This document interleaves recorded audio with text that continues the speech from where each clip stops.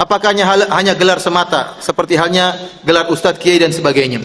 Habaib itu istilah yang digunakan kepada orang-orang yang keturunan Nabi sallallahu alaihi wasallam. Apakah mereka semua keturunan Nabi? Wallahu alam, kita tidak tahu, kan ini berkaitan dengan sanad dan masalah kejujuran.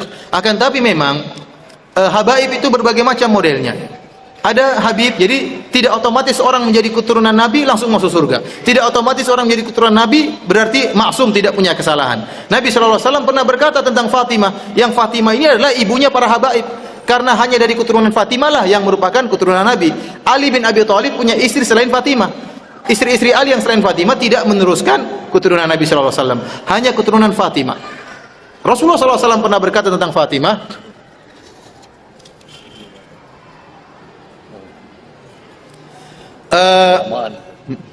Rasulullah SAW pernah berkata tentang Fatimah, "Lau kana Fatimah bintu Muhammad saraqat laqata'tu yadaha." Kalau seandainya Fatimah putrinya Muhammad mencuri, saya akan potong tangannya. Ini kata Nabi. Rasulullah juga pernah berkata, "Ya Fatimah bintu Rasulillah sallallahu alaihi wasallam, salini min mali ma syi'ti la ugni anki minallahi syai'a." Wahai Fatimah putri Rasulullah, mintalah harta, saya akan berikan, tapi saya tidak bisa menyelamatkan engkau selamanya. Oleh karena tidak mesti keturunan Nabi kemudian jadi maksum masuk surga. Buktinya keturunan Nabi Nuh alaihissalam anaknya sendiri kafir. Ya. Tidak otomatis keturunan Nabi kemudian menjadi maksum dan masuk surga, enggak. Oleh karenanya habaib pun, keturunan Nabi pun bermacam-macam. Ada habib-habib Syiah, banyak habib Syiah. Kalau kita mengatakan habib pasti benar, kita bilang kalau begitu habib Syiah. Karena habib Sufi juga menyerang habib Syiah. Kita bilang mana yang benar, habib Sufi atau habib Syiah? Di Madinah sana kalau ada orang Syiah yang pakai sorban hitam itu habib. Kalau sorban putih itu bukan habib, tapi Syiah, ulama Syiah. Tapi kalau dia sudah pakai sorban hitam, dia ulama Syiah dan juga habib. Dan subhanallah pernah diadakan penelitian besar-besaran dan pemeriksaan DNA. Antum bisa cari di YouTube ya, kalau antum bisa bahasa Arab, antum coba tulis tentang DNA. Jadi ada seorang keluar di televisi, dia pakar dalam masalah DNA. Dia menukilkan tentang ahli DNA dari yang ada di dunia ini, yang menukil tentang jenis-jenis DNA. Setiap misalnya DNA-nya orang India ada rumusnya, DNA-nya orang Asia ada rumusnya, DNA-nya orang Arab ada rumusnya, DNA-nya orang Persia ada rumusnya. Maka dia berkesimpulan kalau orang keturunan Nabi ya, harus punya DNA Arab. Setelah diambil beberapa sampel dari habib-habib Syiah, ternyata DNA-nya rumusnya DNA orang Persia. Nah, ini repot. Tapi kita bilang kita husnudzon. Ya, kalau ada yang mengaku dia sebagai cucu Nabi, kita bilang kita husnudzon. Bahkan kalau ada habib, ya, ada seorang habib dan ada selain habib, sama-sama alim, maka yang habib yang harus kita dahulukan. Tetapi kata Allah Subhanahu Wa Taala, Inna akramakum indallahi atqakum. Dan bahwasanya yang paling bertakwa di sisi Allah dan yang paling mulia di sisi Allah yang paling bertakwa. Justru karena kecintaan kita kepada keturunan Nabi, kalau memang itu keturunan Nabi, maka kita nasihati mereka agar kembali kepada ajaran leluhur mereka. Dan inilah yang dilakukan oleh para habib-habib Wahabi. Dalam buku saya kritik terhadap sang habib, saya sebutkan bagaimana para habib-habib Wahabi menasihati habib-habib Sufi agar meninggalkan bid'ah Maulid Nabi sallallahu alaihi wasallam. Jadi ada habib Sufi, ada habib Wahabi, ada habib apa? Syiah. Antum ikut yang mana? Bolehkah kita percaya kepada habib-habib yang ada sekarang ini boleh turun Rasul? Ya, jangan percaya, bohong. Jangan percaya. Sekarang umpamanya dia mengatakan turun Nabi, apa bedanya? Apa kelebihannya? Kalau dia mengatakan turun Nabi, turun Rasul, konsekuensinya wajib dia mengikuti Rasulullah. Kenyataan yang ada tidak. Dia tidak mengikuti Rasulullah SAW. Melakukan perbuatan syirik, ziarah ke kubur wali-wali dan minta di sana, atau kuburan habib, kemudian juga mengadakan bid'ah-bid'ah dan yang lainnya. Kemudian juga orang diajak untuk kultus kepada dia bahwa dia paling mulia, bahwa dia ahli surga, pasti surga. Dari mana? Tidak ada yang tahu seorang itu ahli surga. Hatta dia melakukan amal soleh yang terbaik di muka bumi ini, nggak bisa kita jamin masuk surga. Nggak boleh. Sama juga orang muslim yang berbuat dosa dan maksiat, nggak boleh kita katakan di muslim ini pasti neraka, nggak boleh. Karena hanya Allah yang tahu. Menentukan surga dan neraka hak Allah, bukan hak kita. Tapi kalau habib-habib mengatakan, saya ini tempatnya di surga, ngomong pada orang awam, maka dipanggilnya pun beda dengan yang lain. Ima dipanggil Habib atau Sayyid. Sayyid. Kalau ketemu pun harus cium namanya, diginiin namanya nih. Harus cium. Kalau nggak dicium kamu kualat nanti. Tidak boleh kalau misalnya begitu. Harus cium. Dan ini diperbutkan oleh masyarakat. Ini penipuan dalam Islam, nggak boleh. Jadi ketika dia mengatakan demikian, konsekuensinya dia wajib ittiba Rasulullah. Kita mau ikut dia, kalau dia ittiba. Kenyataan nggak ittiba. Tidak mengajarkan tauhid kepada Allah, bahkan orang diajarkan untuk tawasul kepada dia, minta kepada Allah melalui dia, minta selamat melalui dia, minta obat melalui dia, semuanya. Sampai air putih pun minta kepada dia. Kalau mau selamat nih, air putih saya bacain. Selamat. Diludahin dulu air putihnya. Islam nggak ngajarkan seperti itu. Islam mengajarkan yang benar sesuai dengan Quran dan Sunnah. Ya, saya bergaul dengan orang-orang itu juga. Saya katakan, kenapa kamu tidak mengajak orang kepada kebenaran? Kamu jawab itu nanti hari kiamat. Orang sesat jalan-jalan dia, nggak tahu orang kebenaran. Antum mengikuti Habib puluhan tahun, apa yang antum tahu? Apa? Nggak tahu benar, nggak tahu Quran, nggak tahu tafsir, nggak tahu tauhid, nggak tahu manhaj, nggak tahu akidah yang benar, nggak tahu. Yang ada semua bid'ah, khaul, semua yang ada. Seperti yang diajarkan. Ini saya sampaikan seperti ini karena kita lihat kenyataan yang ada seperti itu. Dan terlalu berlebihan juga masyarakat mengagungkan mereka. Saatnya mau mereka betul-betul orang Nabi, ya buktikan dengan melakukan amal soleh, dengan ketaatan kepada Allah. Nggak ada bedanya. Dengan siapapun juga. Sebab Nabi sendiri pun melakukan amal soleh. Bahkan Nabi mengatakan kepada Fatimah anaknya Nabi, ya Fatimah binti Muhammadin salini min mali ma syi'ti la ughni anki min Allah syai'a. Wahai Fatimah binti Muhammad, minta kamu dariku harta. Karena anaknya Nabi perempuan, kamu minta dariku harta. Aku tidak bisa menyelamatkan kamu dari azab Allah pada hari kiamat. Anaknya bisa selamat. Nabi katakan demikian dalam hadis yang sahih dari Imam Bukhari. Ini yang harus diperhatikan juga seperti itu. Pengakuan bisa aja orang mengaku. Ya siapapun bisa. Keturunan Arab, keturunan Nabi, saya juga bisa bikin silsilah keturunan Nabi. Ya. Yang seorang Arab, keturunan Arab, bisa aja bikin silsilah keturunan Nabi. Tapi bohong, tak boleh. Tapi bukan itu. Sekarang bagaimana dia melaksanakan ketaatan? Ada doa salawat yang bunyinya begini. Allahumma salli ala Muhammad wa ala ahli baitihi wa ala azwajihi wa duriyatihi kama sallaita ala Ibrahim wa ala ali Ibrahim. Ini disunnahkan dibaca juga di dalam solat Rasulullah sallallahu alaihi wasallam. Solat yang diajarkan oleh Rasulullah sallallahu alaihi wasallam. Nah, sebenarnya kalau kita melakukan kajian secara teliti di dalam hadis-hadis Nabi, itu terlalu banyak peringatan-peringatan Rasulullah sallallahu alaihi wasallam mengingatkan kita kepada yaitu hadis-hadis yang berkaitan dengan ahlul bait. Yang pertama misalnya wa ahlu baiti udkirukumullah fi ahli baiti udkirukumullah fi ahli baiti udkirumullah fi ahli baiti. Dan keluargaku, aku mengingatkan kalian kepada Allah tentang ahlu baiti, yaitu keluargaku. Sampai 3 kali itu diucapkan oleh Rasulullah sallallahu alaihi wasallam mengingatkan hambanya, sikapnya, yaitu kepada ahlul bait Rasulullah sallallahu alaihi wasallam. Permasalahannya, apa sih ahlul bait Rasulullah? Apa bedanya dengan salawat tadi ya yang saya baca? Di situ ada ahlu baiti. Pertama salawat tuh, Allahumma salli ala Muhammad wa ala ahli baitihi wa ala azwajihi wa ala wa duriyatihi.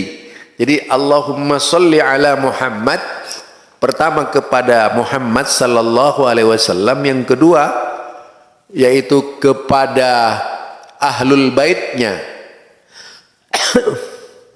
yang ketiga kepada istri-istrinya, yang keempat pada keturunannya.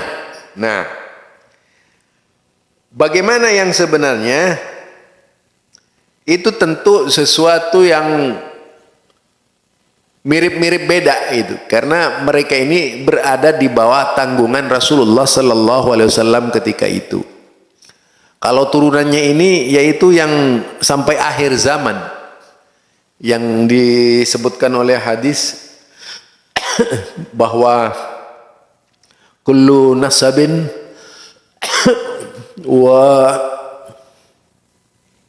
kullu nasabin munqati'un, yaitu fi yaumil qiyamah. Nasab itu seluruhnya putus pada hari kiamat. Illa, yaitu nasabi, melainkan nasabku.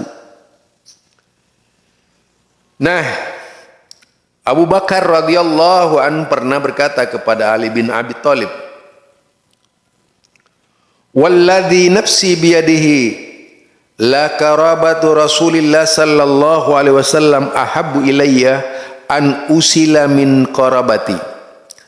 Demi Allah yang jiwaku ada di tangannya, keluarga besar Rasulullah sallallahu alaihi wasallam lebih aku cintai daripada menyambung silaturahim dengan keluargaku sendiri, kerabatku sendiri.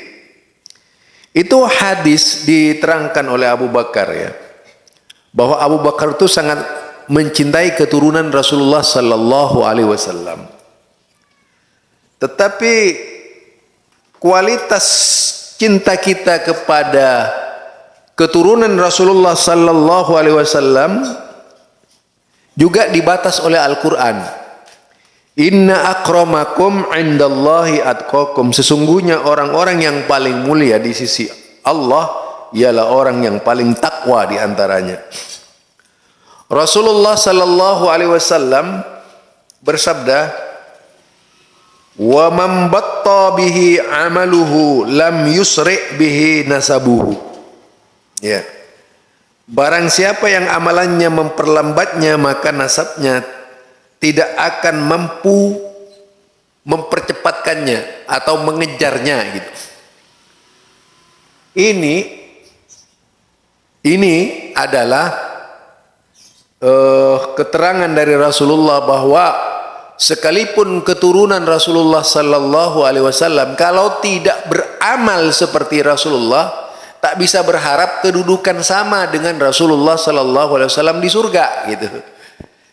Jadi kedudukannya para ahlul bait itu di mata Rasulullah sallallahu alaihi wasallam akan sama dengan beliau manakala amaliyah beliau itu sama dengan Rasulullah sallallahu alaihi wasallam. Jadi manakala amaliyah sehari-hari, baik dalam akidah, baik dalam ibadah, ya, baik dalam ibadah, itu sama persisnya dengan yang dilaksanakan oleh Rasulullah, maka kedudukannya akan sama dengan Rasulullah sallallahu alaihi wasallam. Nah, itu ya.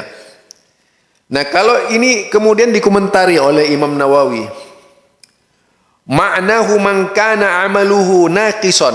Maknanya adalah man kana amaluhu naqisan, yaitu yang orang yang amalnya, keturunannya yang amalannya itu naqison, kurang, lam yulhikhu bimartabati ashabil a'mal, maka tidak akan bisa sama martabatnya dengan mereka yang suka beramal.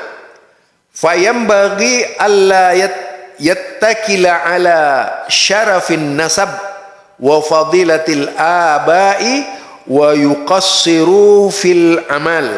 Nah itu ya. Jadi dikatakan oleh, maka seharusnya katanya sayogianya fayambagi agar ia tidak bersandar kepada kemuliaan nasab dan keutamaan leluhurnya lalu kurang dalam beramal.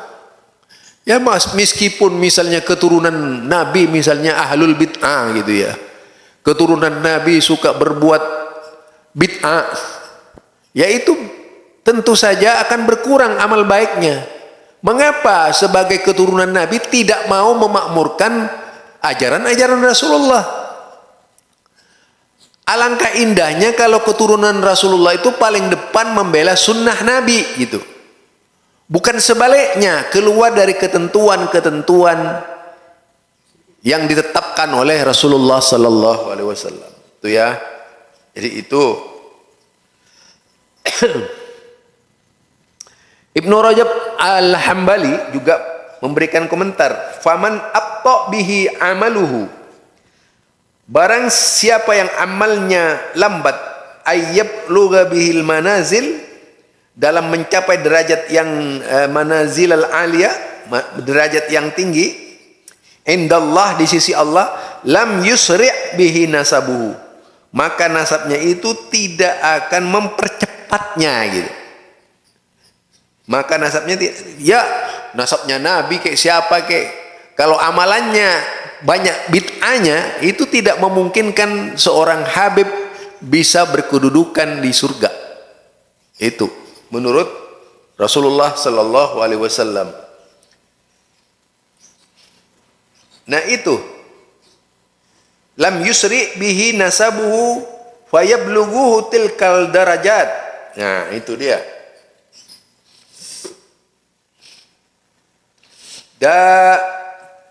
Untuk mencapai derajat yang tinggi tersebut ya.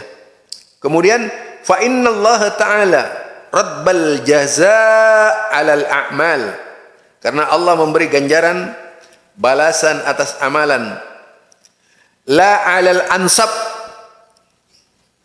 Allah tidak memberikan ganjaran karena keturunannya, keturunan Nabi siapa, bukan karena keturunannya. Jadi kalau ada Habib-Habib yang ngaku kemudian dengan mudah bisa masuk surga, itu Habib salah itu. Itu ya, Habib salah. Kemudian fa idza nufikha fis-sur fala ansaba bainahum yauma idin wala yatasaalun.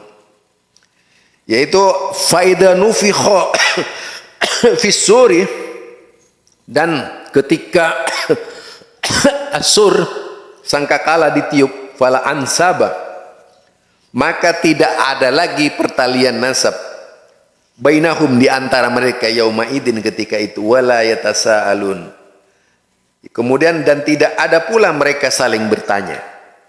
Itu jadi nasabnya tidak akan ada lagi. Nah itu inna aulan nasi bi, ini ada lagi hadis, inna aulan nasi bi al-muttaqun, dikatakan sesungguhnya orang yang paling dekat kepadaku itu al-muttaqun, orang-orang yang takwa, mangkanu haisukanu, yaitu siapa saja mereka dan di mana saja. Tuh, jadi bukan yang lainnya, orang yang paling dekat dengan Rasulullah itu al-muttaqun, bukan karena keturunannya. Kemudian inna ahla baiti haula'i yarawna annahum ulan nasibi wa laysa kadzalik, inna awliya'i minkumul muttaqun man kanu wa haitsu kanu. Sesungguhnya ahlul baitku adalah mereka, yaitu yang memandang bahwasanya mereka adalah keluarga dekatku. Walaisa kadalik, tidaklah demikian. Inna auliyai, sesungguhnya wali-waliku itu, ya, minkumul muttaqun, di antara kalian yang bertakwa, mangkanu wahai sukanu, di mana saja dan berada di mana saja, ya. Siapapun mereka dan dimanapun mereka. Mangkanu wahai sukanu, siapapun mereka dan di mana saja mereka. Jadi artinya di sini bahwa Ahlul Bait itu tidak sebagaimana yang digambarkan oleh banyak Habib. Itu salah kaprah.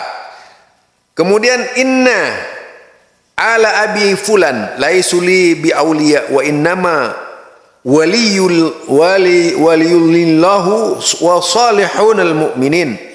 Sesungguhnya keluargaku, ayahku yaitu si fulan bukanlah para waliku, dan hanyalah para waliku adalah Allah dan orang-orang mukmin yang soleh. Itu banyak ya hadis-hadis yang menunjukkan bahwa keluarga Rasulullah sallallahu alaihi wasallam, kita lihat seperti Abu Jahal, Abu Lahab dan sebagainya, kemudian mereka tidak bisa mencapai derajat sebagaimana yang diinginkan oleh Rasulullah sallallahu alaihi wasallam karena mereka menjadi musuh Rasulullah, termasuk Abdul Muthalib, Abu Talib dan sebagainya. Tetapi perkataan ini pernah ditolak oleh orang-orang. Baru sekarang ini ribut para Habib. Kalau dulu saya berbicara Habib itu, mengkritisi Habib banyak yang marah. Sekarang ada orang yang mengkritisi Habib. Aduh, ampun ya Allah. Ini saja dari saya. Kita dengar baik-baik nih. Ya, kita dengar baik-baik pengakuan Habib bahwa ada Habib, bahwa keluarga Rasul seluruhnya masuk ke surga. Ini konyol Habib ini satu ini. Dan kita juga ingin mendengar langsung dari yaitu Ali Jum'ah bagaimana sih Habib yang sebenarnya. Ya kita dengar bersama-sama. Assalamualaikum warahmatullahi wabarakatuh.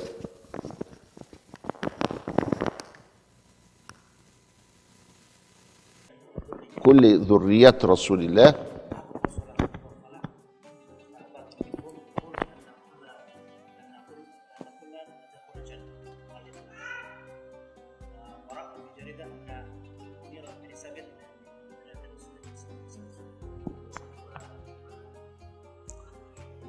يقول أنه عندهم أن من كان من ذرية رسول الله صلى الله عليه وسلم فهو على النجاة يوم القيامة بشرط الإيمان،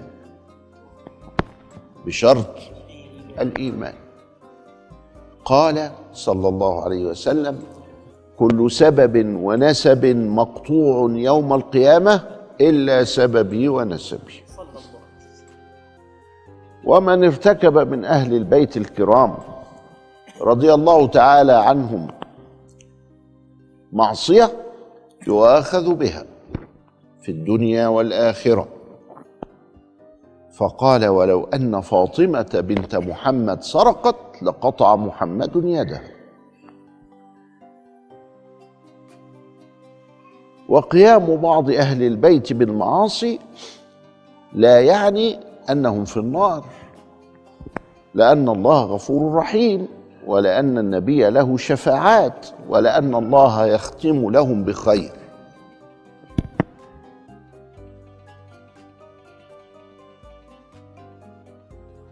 ولكن أهل البيت تحت سلطان الشرع، فمن ارتكب منهم معصية أو جريمة في حق العباد أو في حق الله عوقب ووقع عليه الشرع الشريف، فالشرع أولى منهم. وكان أحد شرفاء مكة ضبطوه يشرب الخمر،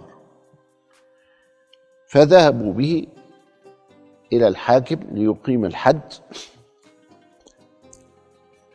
فأقام الحد وهو يضربه يقول له: سامحني يا سيدي، بس يضربك هضربك، سامحني يا سيدي. ادي الناس اللي بتفهم سامحني ايه يا سيدي. فهذا هو الجزء الاول، ونرجو الله سبحانه وتعالى ان يقيمنا في الستر على هفوات اهل البيت الكرام حبا في رسول الله. والستر مطلوب منا لعموم الامه،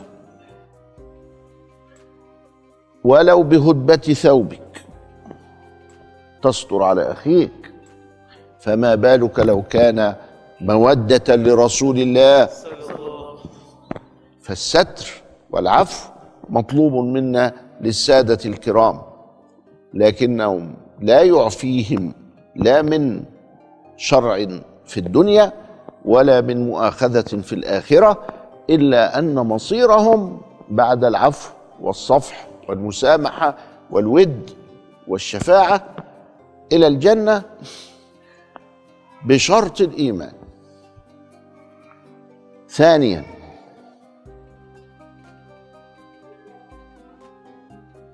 النبي صلى الله عليه وسلم كان من بني هاشم، والسؤال من هم أهل البيت؟ فالإمام البجوري يقول إن الاختلاف طبقا للباب، فأهل البيت في باب الزكاة هم بنو هاشم وبنو المطلب، أما من كان في النسب فهم أبناء فاطمة عليه السلام. وأما ما كان بمعنى العموم فيدخل فيه كل مؤمن، حتى عملوا قاعدة كده اسمها أنا جد كل تقي، وهذا ليس بحديث، هذا كلام أخذوه من سلمان منا آل البيت. سلمان فارسي لكنه ألحقه بالمعنى الواسع. إذن